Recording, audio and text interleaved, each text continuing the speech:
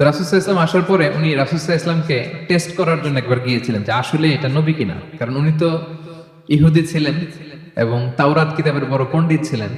রাসূল সাল্লাল্লাহু আলাইহি ওয়াসাল্লাম আসার পরে এখানে অ্যাপয়েন্টমেন্ট নিয়ে দেখা করতে গেলেন এবং যে বললেন যে আমি আপনাকে 3টা প্রশ্ন করব, এই প্রশ্নের উত্তর নবী ছাড়া কেউ জানে না, যে নবী সেই কেবল এর উত্তর জানে, তো আপনি যদি উত্তর দিতে পারেন বুঝবো আপনি সত্য নবী। রাসূল সাল্লাল্লাহু আলাইহি ওয়াসাল্লাম বললেন হ্যাঁ তুমি নির্ভয়ে বলো। তো সে যে প্রথম প্রশ্ন রাসূল সাল্লাল্লাহু আলাইহি ওয়াসাল্লামকে করতে আরম্ভ করলো যে মা হুয়া আউয়ালু আশরাতিস সাআহ, আপনি যদি সত্য নবী হয়ে থাকেন বলেন তো কিয়ামতের প্রথম আলামত কি? রাসূল সাল্লাল্লাহু আলাইহি ওয়াসাল্লাম বললেন তারপর? এরপর সে জিজ্ঞেস করলো মা হুয়া আউয়ালু তাআমিন ইয়াকুলুহু আহলুল জান্নাহ, জান্নাতীরা যখন জান্নাতে যাবে ঢুকেই প্রথমে তাদেরকে কি দিয়ে আপ্যায়ন করা হবে, কি খাবে? রাসূল সাল্লাল্লাহু আলাইহি ওয়াসাল্লাম বললেন তারপর? আব্দুল্লাহ ইবনে সালাম, তখনও তার নাম আব্দুল্লাহ ইবনে সালাম